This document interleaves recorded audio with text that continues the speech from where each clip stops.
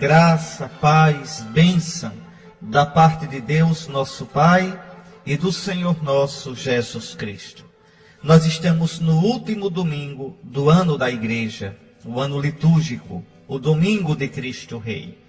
Domingo que vem, nós iniciaremos o novo ano com o primeiro domingo do Advento. O Advento, aquele tempo de 4 semanas que nos prepara para o Santo Natal. E eu já tinha dito no domingo passado, nesses últimos dias do ano, a igreja, suas leituras vão nos fazendo pensar no final dos tempos. Porque tudo passa, a vida passa, nossos dias passam depressas, como a laçadeira do tear, rapidamente, não é? Como aquela lançadeira vai passando, assim os nossos dias. E precisamos perguntar: que sentido eu estou dando à minha vida?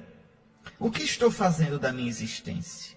Se eu olhar agora a minha vida, olhar o que eu vivi, minha existência tem sido um sim ou um não a Deus? Assim no todo. Porque o todo da nossa vida se faz das ações pequenas de cada dia, em cada escolha, em cada sim e em cada não que eu digo, em cada opção que eu faço, em cada empenho que eu tomo. Aí eu vou me definindo. Eu sou eu e as minhas decisões. Eu sou eu e as minhas experiências. Eu sou eu e os dias que eu vou vivendo. Então, ai de nós se nossa vida for um não ao Senhor, se for um não aos irmãos. É bom se perguntar. Os últimos dias do ano nos devem levar a isso. Mas, meu querido irmão, minha querida irmã, estamos hoje, neste 34º domingo do tempo comum, na solenidade de nosso Senhor Jesus Cristo, Rei do Universo. Cristo é Rei. A gente, depois de ter vivido todo o ano litúrgico, nesse último domingo, a gente quer proclamar a realeza do Senhor. Mas antes de comentar as leituras deste 34º domingo, deixe-me refletir um pouco sobre este reinado de Cristo. Porque Cristo não é um rei como os outros reis. Seria errado que eu imaginasse os reis deste mundo e depois dissesse: Cristo é rei porque é como os outros reis. Não. O próprio Jesus tinha dito: o meu reino não é deste mundo. O meu reino não se mede, não se desenvolve, não se apresenta como os reinos do mundo. O reino de Cristo é um reino em função do reinado de Deus. Se você se lembrar dos evangelhos, Jesus fala o tempo todinho no reinado de Deus, no reino de Deus Pai, que ele veio trazer. E o que é este reino de Deus? Este reino de Deus é a presença de Deus no mundo através de Jesus. Através de Jesus, Deus nos diz: eu estou aqui. Nos braços abertos de Jesus, nosso Senhor, o Pai diz: eu abro meus braços para vós que sofreis, que chorais, para vós que vos sentis sem valor, para vós que vos sentis sozinhos, que vos sentis fracos, para vós que estáis às portas da morte. Eu abro meus braços para vós, nos braços do meu Filho Jesus. Eu abro o meu coração para vós, no coração do meu Filho Jesus. Por isso o reino de Deus que Jesus trouxe, ele pode se resumir numa palavra: Abá, Pai. O Deus que Jesus apresenta, o Deus cujo reino começa com Jesus, é o Deus ao qual Jesus chamava de Pai. Então, vejam, é um reino de misericórdia, de amor, um reino de piedade, de compaixão, um reino no qual Deus, pelo seu Filho Jesus, nos mostra a sua paternidade. Em geral, enquanto esse reino estiver caminhando neste tempo, neste mundo, a gente pode chamar reino de Deus ou reino de Cristo, o reinado de Cristo. Um dia, no fim dos tempos, Cristo entregará esse reino a Deus, seu Pai, para que Deus, o Pai, seja tudo em todos. aí o reino estará consumado. O reino de Deus, o reino dos céus, na glória dos eleitos. Mas, para falar um pouquinho ainda desse reino, que é reino de Cristo e reino de Deus, Jesus diz, tudo me foi entregue pelo Pai, toda autoridade me foi dada no céu e na terra. Então, o reino de Deus é o reino de Cristo. Eu queria lembrar a vocês algumas características desse reino. O reino, meus irmãos, não é uma coisa distante. Às vezes a gente escuta esses comentários desses folhetinhos de missa, dá até a impressão que o reino de Deus é uma coisa fora da gente. Que o reino de Deus é quando tem mais casa para o povo, água encanada. Não, o reino de Deus não é isso. Isso, de jeito nenhum, pode ser confundido com o reino de Deus. O reino de Deus é muito mais do que isso. O reino de Deus é Deus reinando. Se a gente tivesse casa para todo mundo, saneamento básico, escola, hospital, justiça social 100%. Se tivesse isso tudinho, isso não queria dizer que o reino de Deus está no nosso meio. Está lá a Europa, os países do norte da Europa são ricos, mas ali não tem reino de Deus. Você vê uma descrença cada vez maior, as igrejas fechando, sendo transformadas em discotecas, em bares. Isso não é reino de Deus. É bobagem confundir o reino de Deus com melhoria socioeconômica. Aliás, o Concílio Vaticano II disse claramente, deve-se ter todo o cuidado em não identificar o progresso do reino de Deus no mundo com o desenvolvimento, o progresso socioeconômico, tecnológico. Então, o reino cresce quando a gente se abre para Deus. Não é um reino qualquer, é o reinado de Deus. Cristo é rei, porque nos traz o reinado de Deus. Cristo traz o reinado de Deus, porque deixou que Deus, o Pai, reinasse nele. Eu vim, ó Pai, para fazer a tua vontade. O meu alimento é fazer a vontade do meu Pai. Então aqui já aparece uma coisa muito clara. O reino acontece. O reino de Deus se coloca presente no mundo quando eu, unindo-me a Cristo, por amor de Cristo, tendo os sentimentos de Cristo, imito o Cristo e deixo que o Pai reine na minha vida, como reinou na vida de Jesus. O reino de Deus começa dentro de nós. O reino de Deus, dentro de mim, transborda ao redor de mim. Se o reino estiver em mim, estiver em você, estiver na sua família, se o reino estiver no coração dos seus conhecidos, o reino vai estar entre nós. As nossas relações serão humanas, fraternas, no santo temor de Deus.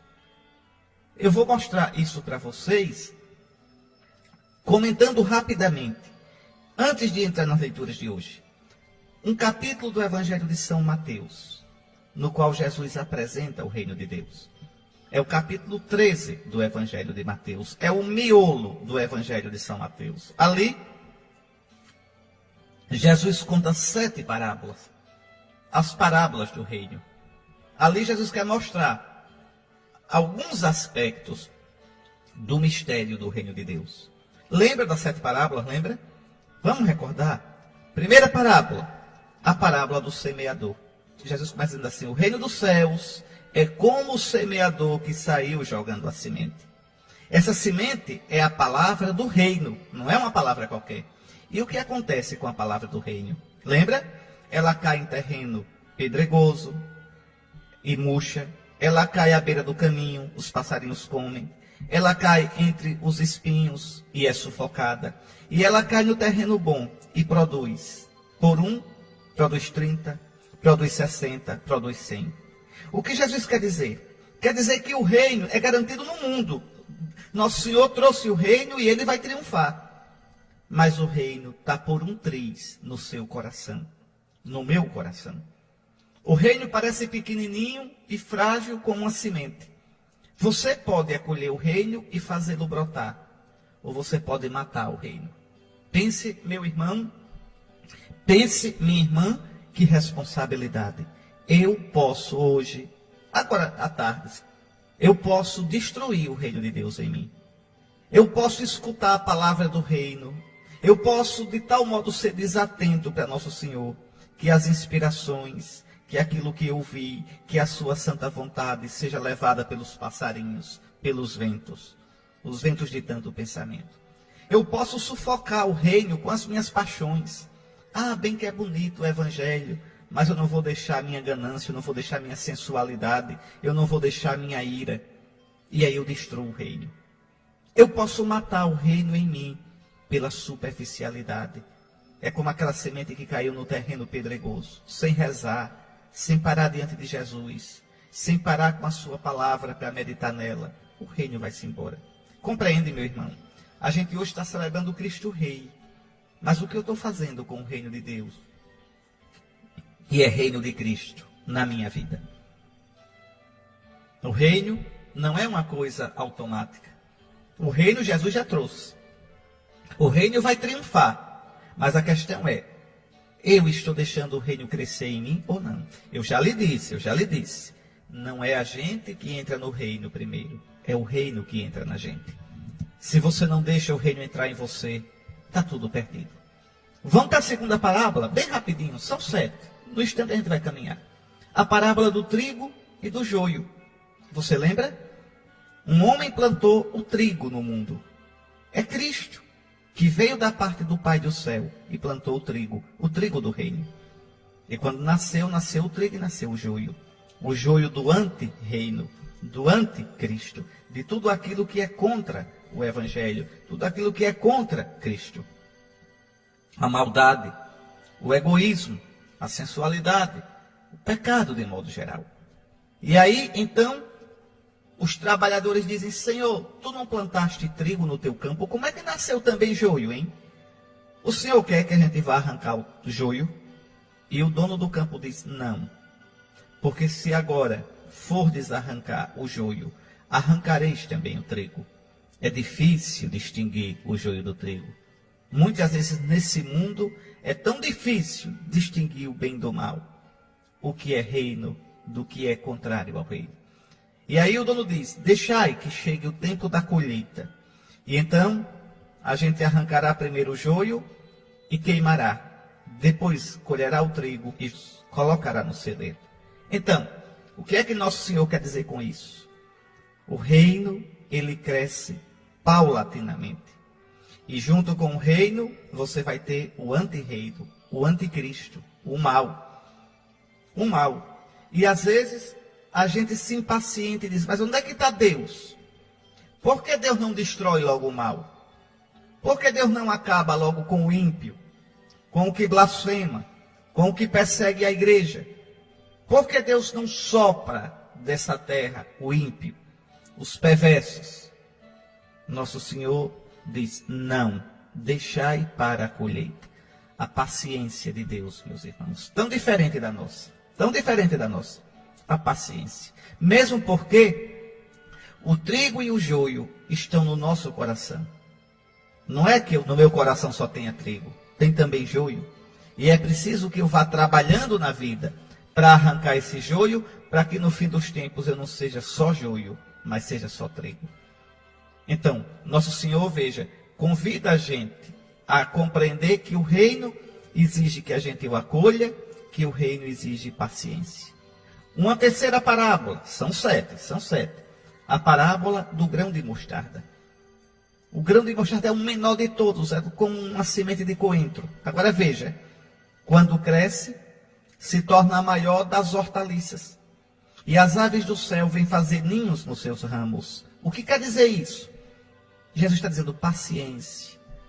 Não percais a esperança, porque o reino parece tão pequenininho. Não percais a esperança, porque o reino parece tão frágil. E parece mesmo. Por quê? Porque depende da liberdade do homem, da minha, da sua. As coisas de Deus, as coisas da igreja, ninguém pode fazer amarrado, obrigado. Ninguém pode bater ponto. Veja, depende da liberdade de cada um, do amor de cada um, do coração de cada um. Então, O reino de Deus parece tão frágilzinho, mas observe, viu? Ninguém pode destruí-lo. Veja a igreja, que é sinal do reino. Há 2000 anos parece que vai acabar, e não se acaba, porque não é nossa, é de Cristo. É de Cristo. Então, o reino de Deus é assim, pequenininho, frágil como o grão de mostarda. Mas não se iludam, ele vai crescendo, crescendo. Se tornará um dia a maior das hortaliças. E as aves do céu virão fazer ninhos nos seus ramos. Aqui, na Bíblia, as aves do céu quer dizer as nações pagãs. Então, Jesus aqui garante que o reino vai crescendo. Agora a gente precisa ter paciência. A paciência. Paciência de suportar o joio misturado com o trigo. Paciência de deixar que o grão de mostarda chegue à sua plenitude. Cresça. Tá certo? Então lá vão 3 parábolas do reino. A 4ª parábola. O reino dos céus é como um pouquinho de fermento que a mulher joga na massa. E esse fermento pouquinho leveda, faz inchar a massa toda. O que significa isso? Quase a mesma coisa do grão de mostarda. O reino é pouquinho nesse mundo. Parece nada. Não se aperreie. Não é nosso, é de Deus. Pela força de Deus, não a nossa, esse reino vai fermentando toda a humanidade. Vai fermentando a criação. Vai fermentando a história humana como fermento. Até que a massa toda fique levedada. Até que chegue o final dos tempos. Estão vendo? Tudo isso é o reino de Deus que Cristo trouxe. Tudo isso é o reino de Cristo. Vamos ver mais 2 parábolas? Olha, eu já expliquei a do semeador, a do joio, a do grão de mostarda, a do fermento. 4. Agora mais 2 de uma vez, tá certo? E depois mais uma e forma 7. Vamos lá. O reino de Deus é como um mercador de pérolas. Ele está acostumado a vender pérolas. Um dia, ele encontra uma pérola linda, a mais bonita de todas. Fica doido. Vende as outras todinhas e compra aquela pérola. É o reino de Deus. O reino de Deus é assim. Quando a gente experimenta Deus na nossa vida, quando a gente experimenta o amor de Cristo na nossa vida, a gente endoida. A gente deixa tudo. A gente diz aquilo que é pecado, aquilo que é mal. E às vezes até aquilo que é bom a gente renuncia por causa do reino de Deus. Deixa pai, deixa mãe, deixa família. Ou mesmo que não deixe nada disso, mas deixa o pecado. Deixa aquilo que eu poderia ter de lucro, um lucro meu errado, pelo reino de Deus. Quer dizer, o reino de Deus encanta. O reino de Deus apaixona. Um cristão frio é porque nunca encontrou o reino. Um cristão frio que é incapaz de deixar qualquer coisa por Jesus é porque nunca experimentou de verdade Deus reinando na sua vida. Outra parábola, a 6ª. O reino de Deus é como o tesouro escondido no campo. O homem encontra aquele tesouro, fica doido, vende tudo o que tem e compra aquele campo para adquirir aquele tesouro.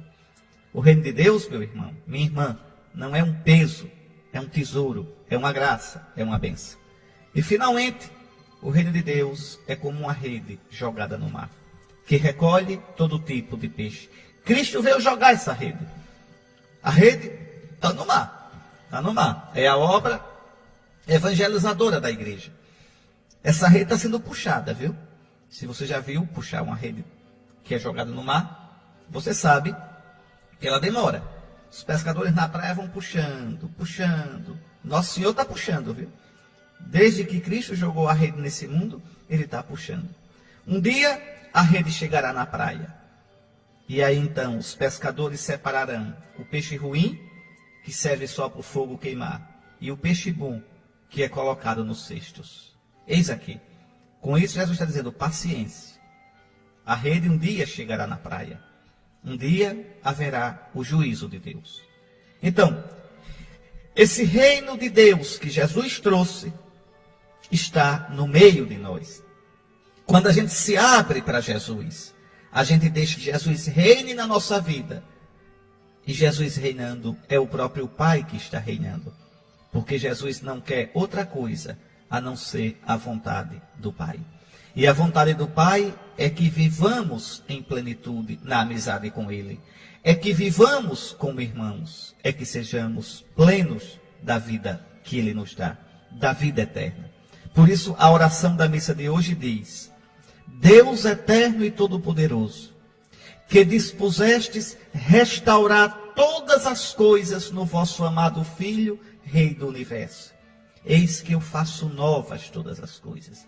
O homem quebrado pelo pecado, a criação ferida pelo pecado.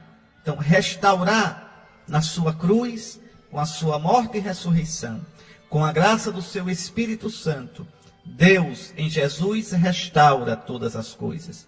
E aí a oração de hoje pede: fazei que todas as criaturas, libertas da escravidão e servindo a vossa majestade, vos glorifiquem eternamente. Por nosso Senhor Jesus Cristo, vosso Filho, na unidade do Espírito Santo.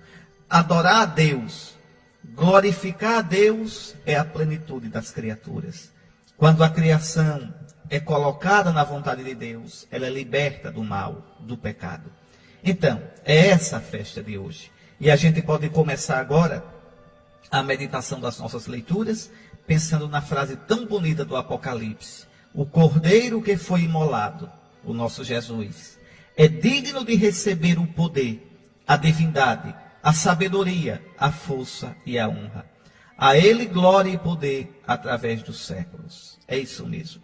O nosso Jesus, imolado por nós. O nosso Jesus, porque morreu por nós, é o nosso Rei. E o seu reino é um reino de amor.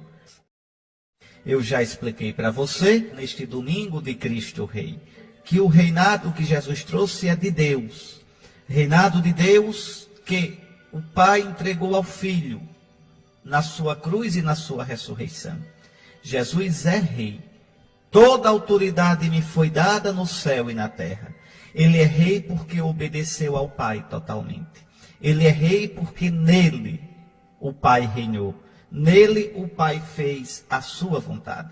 No final dos tempos, depois que Cristo consumar todas as coisas em glória, entregará tudo a Deus, seu Pai. Nós somos os súditos desse reino. Nós somos o reinado de Cristo. Veja, nós estamos aqui no ano 1000 antes de Cristo. Davi começou a reinar em Hebrom. E depois reinou um tempo em Hebrom sobre a tribo de Judá e a tribo de Benjamim. E depois vieram as outras 10 tribos, depois que Saul morreu, para dizer: olha, nós queremos que tu reines sobre nós também. E aí Davi se torna rei de todo Israel, das 12 tribos. As 2 do sul, Judá e Benjamim, e as 10 do norte. Por que essa leitura hoje na festa de Cristo Rei? Porque Davi é profecia. Davi é imagem do Cristo Jesus. Lembrem que Jesus vai ser chamado filho de Davi. Aquele cego de Jericó vai dizer: filho de Davi, Jesus, tende piedade de mim. Então, Davi se torna agora rei de Israel. Se você olhar o capítulo 7º do segundo livro de Samuel, essa leitura do capítulo 5º, se você olhar o capítulo 7, lá Deus promete a Davi que jamais faltará um descendente dele no reinado de Israel. Ora, Israel é a imagem da igreja, o novo povo de Deus é a igreja. E o novo Davi, rei do novo Israel, é Jesus. Rei para sempre. O seu reino jamais se acabará. Valeria a pena você depois, se quiser, faça isso. Pegar o Salmo 88. O Salmo 88 canta as promessas que Deus fez à casa de Davi. Davi, então, é imagem do Messias. Por isso essa leitura. Davi, sendo sagrado rei de Israel, já prenuncia, já prepara o reinado do Cristo Jesus. Então, eu aconselho a você isto: pegue o Salmo 88 e reze. Leia e reze, vendo as promessas que Deus fez a Davi. Essas promessas valem para Cristo. E elas podem ser resumidas nisso: nunca o teu reino passará. Diante de mim, tu serás rei para sempre. Jesus, morto e ressuscitado, é este rei eterno. Aí está, meus irmãos. Vamos à casa do Senhor. Por quê? Porque lá está a sede da justiça, o trono de Davi. A casa do Senhor não é mais a Jerusalém da terra. A casa do Senhor é a Jerusalém do céu. Como diz São Paulo na carta aos Gálatas, a Jerusalém do alto é livre e esta é nossa mãe. Como diz o Apocalipse, a Jerusalém celeste, a esposa do Cordeiro.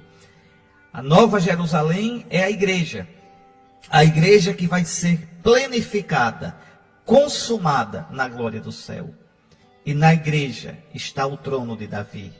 Davi é o Cristo Jesus, o verdadeiro Davi. É ele o esposo da igreja, é ele o santo Messias, é ele o rei, que a partir da igreja reina em todo o universo. Por isso esse Salmo 121 na missa de hoje. Essa leitura é profundíssima, vale a pena a gente dar uma parada assim, versículo quase que por versículo. São Paulo diz: irmãos, com alegria dai graças ao Pai. E por quê? Porque o Pai nos tornou capazes de participar da sua luz. Luz, não treva. Luz quer dizer que eu enxergo. Luz quer dizer que eu tenho direção. Luz quer dizer que eu vejo sentido. Fora da luz de Deus é a escuridão de uma vida sem sentido. Que sentido tem a morte? A dor? Que sentido tem o amor? Que sentido tem a nossa luta de cada dia, a doença? Que sentido tem a família? Que sentido tem a própria vida? Deus, mandando o seu Filho, nos dá a graça de compreender, de ver o sentido da vida, de ver o sentido dessas coisas e de caminhar para a luz de Deus. Viver na luz de Deus, na vida de Deus. E como é que Deus faz isso? São Paulo diz no versículo 13: Ele nos libertou do poder das trevas e nos recebeu no reino do seu Filho bem-amado.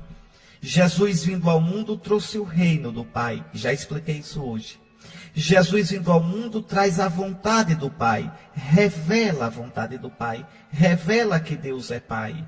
Jesus nos dá a luz. Por isso ele mesmo disse: eu sou a luz do mundo. Quem me segue não andará nas trevas, terá a luz da vida.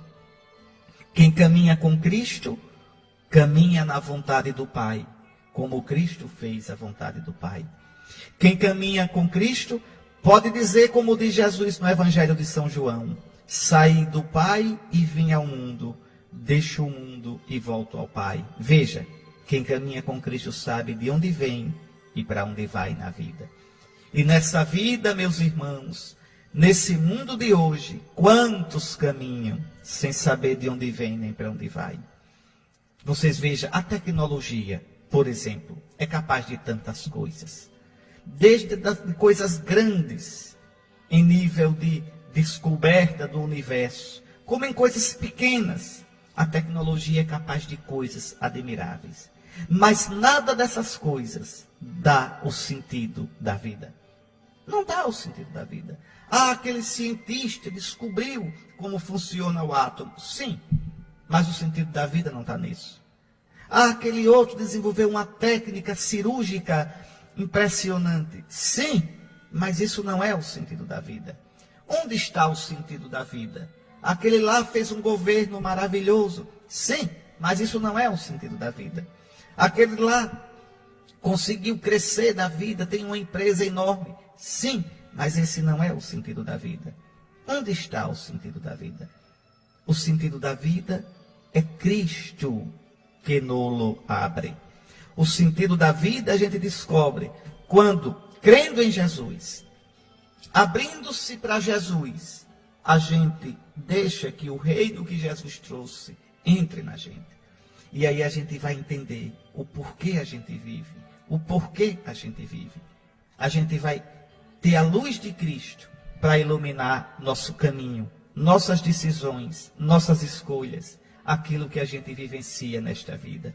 Por isso São Paulo diz que o Pai, em Cristo, nos libertou do poder das trevas e nos levou para o reino do seu Filho amado.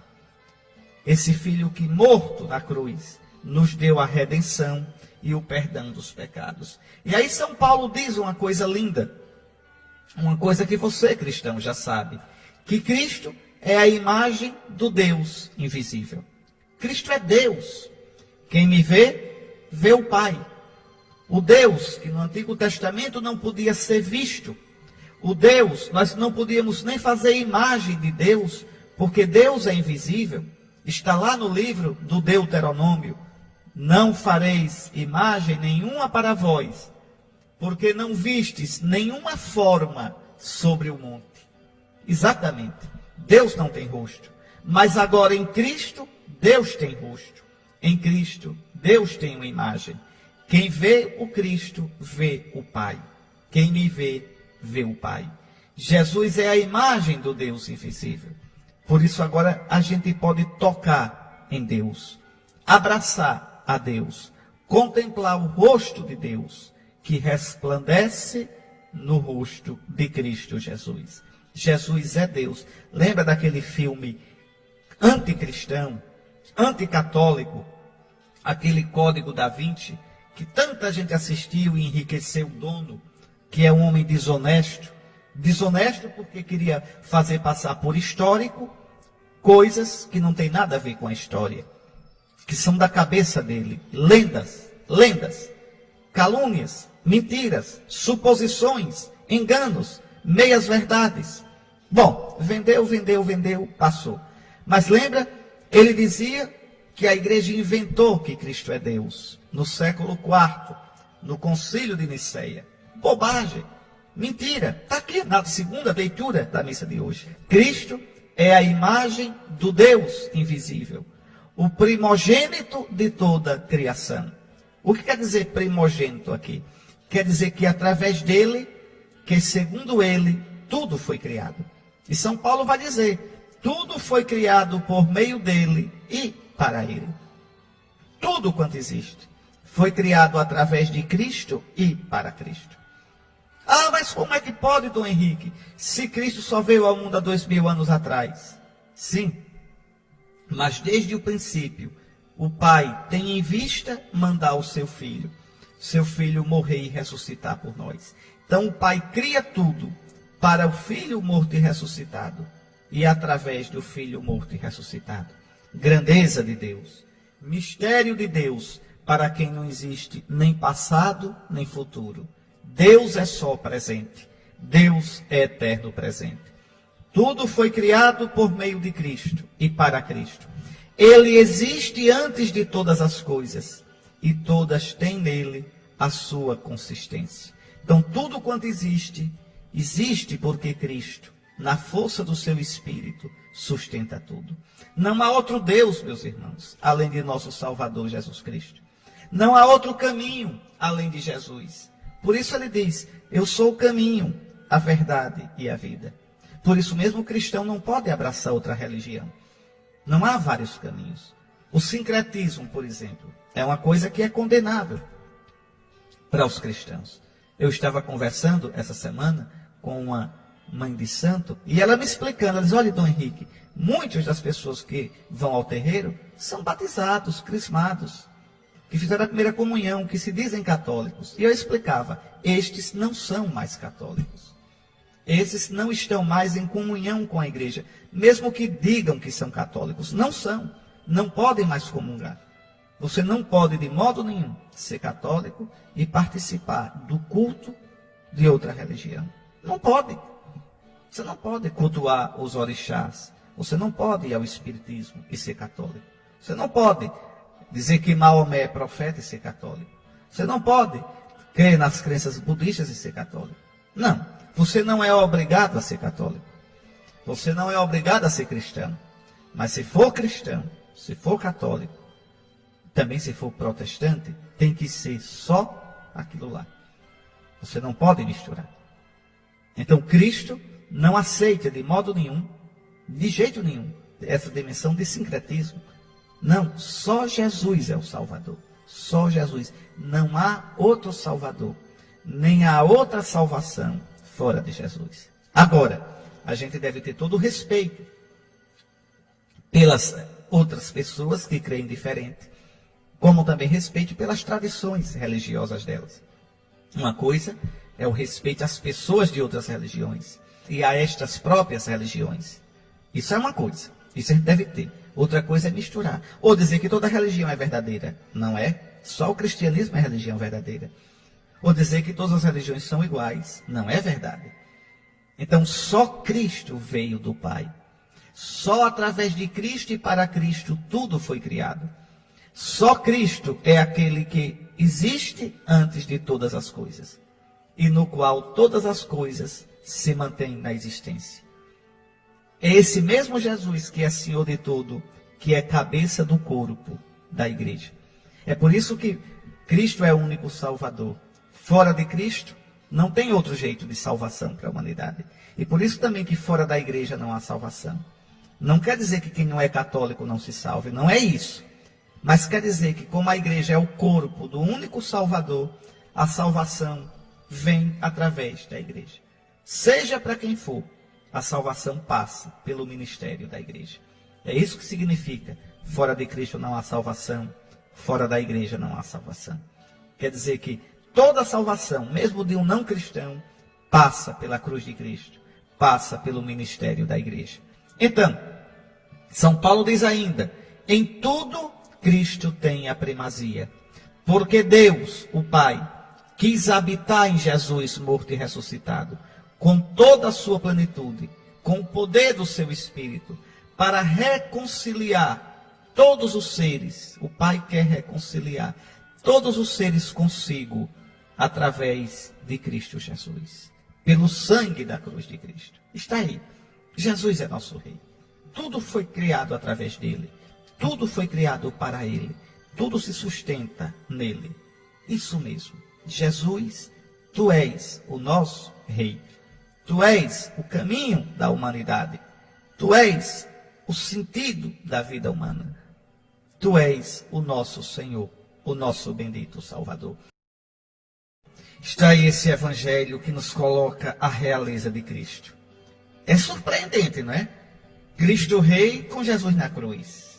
Aí é que está.